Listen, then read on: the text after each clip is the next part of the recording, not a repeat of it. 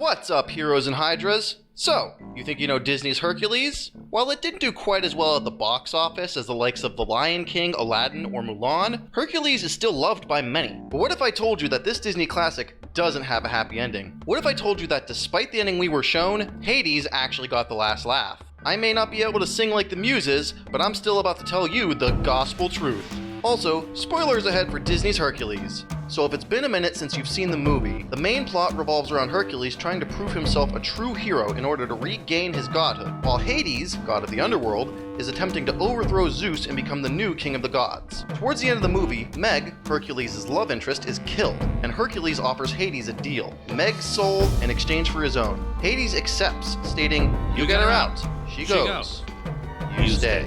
As Hercules jumps into the river to retrieve Meg's soul, Hades shouts after him that he'll die before he's able to reach her. Also, there's an animation error here where it's shown in this shot that the river is close enough to just reach down and touch, but then in this shot it's like a 100+ foot dive. Then right after it's shown being close enough to just climb out of again. Not really relevant to the plot of this video, but it always bugged me, so yeah. Anyways, Hercules swims down to retrieve Meg's soul, growing older and older as he does. The Fates prepare to cut his thread of life and kill him, but when they snip the scissors shut, it doesn't work. Herc's thread has turned golden and begun to glow, indicating that he's no longer a mortal, but a god. Hercules walks out with Meg's soul and revives her, only to then be swept off to Mount Olympus. There, Zeus and Hera explain that being willing to sacrifice his life to save Meg made him a true hero and restored his godhood. Thus, the Fates couldn't cut his life thread, as he was now immortal. Now, does anyone see the problem here? The movie acts like Hercules is in the clear because the river didn't kill him, but that wasn't the agreement. The deal that Hercules made with Hades was, you get her out, she goes, you stay.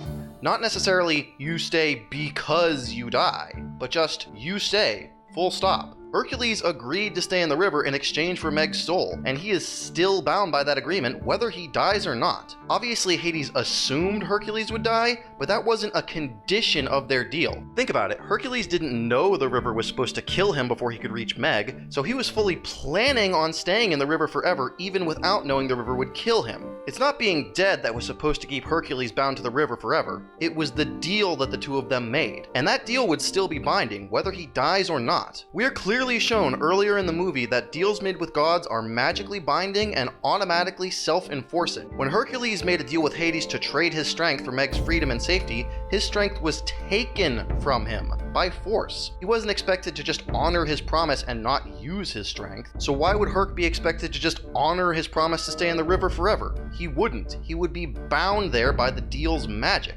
Similarly, when Meg got hurt, Hercules' strength returned him automatically because that was the deal that he and Hades had made. Hercules surrenders his strength for 24 hours, but if Meg gets hurt, Hercules gets his strength back. And it's clear that Hades had no say in Hercules' strength being returned. In fact, he wasn't even aware that it happened until Hercules showed up to fight him. The movie makes it abundantly clear that deals made with gods are A, magically binding, and B, automatically self-enforcing. So then, Hercules wouldn't have any choice in being bound to the river for eternity, just like Hades didn't have any choice in Hercules' strength being returned. As soon as Meg's soul had been returned to her body, Hades' end of the bargain had been fulfilled, and Herc would be magically pulled back into the underworld and forcibly bound to the river to fulfill his end. If Hades couldn't renege on their first deal and just not give Herc's strength back, then there's no reason to think Hercules could renege on their second deal and just not go back to the river. But the river of death is for mortal souls, and Hercules was an immortal god, so the river couldn't kill him. True. Also irrelevant. Whether the river could kill him doesn't matter. He agreed to stay there forever, and he's magically bound to do so by that agreement,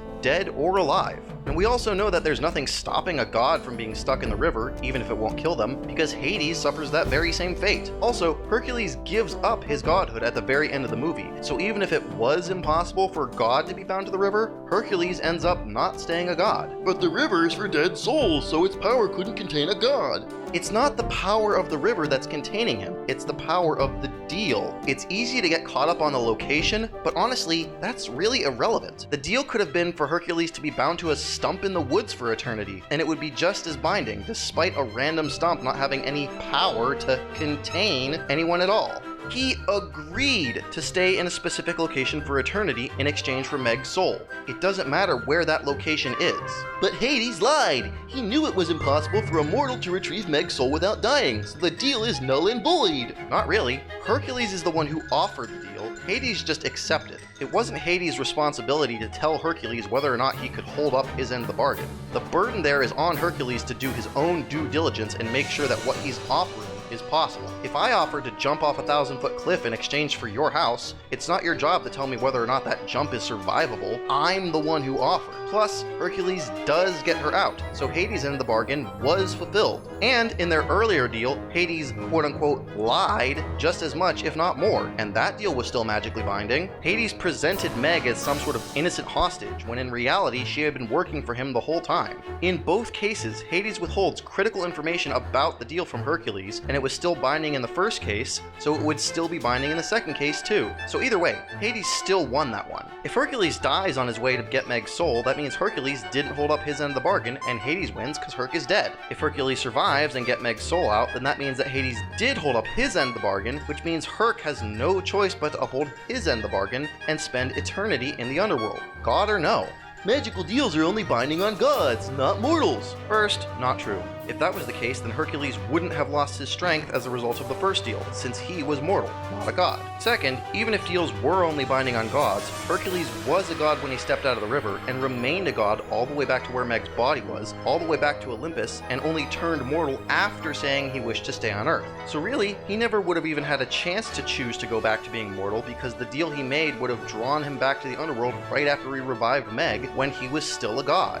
But they didn't shake on it. The first deal only worked because they shook on it. This one is honestly the strongest argument, because it does appear that Hercules is only actually drained of his strength in the first deal upon him and Hades shaking hands. But sorry, it still doesn't hold up. I mean, let's be real here. Saying it doesn't count because they didn't shake is like saying lying under oath in court doesn't count because you had your fingers crossed. That's just not how any of that works. In both cases, you still swore to your word. I somehow doubt the cosmic forces that govern the very fabric of the universe and bind the gods themselves to their promises care about a kindergarten level gotcha tactic. And besides, Hercules is supposed to be this perfectly moral, honest, upstanding do-gooder with unimpeachable character. For him to lie and go back on his word just because he technically didn't have to honor it just does not match his personality. It would be like Hercules taking something from a store and swearing he would come back and pay for it, and then just not doing that because technically there was nothing forcing him to. He made a promise, and a true hero would keep his word whether he had to or not. So yeah, Hercules' happy ending isn't so happy after all. I think the muse Thalia said it best. Hercules' story really is some Greek tragedy.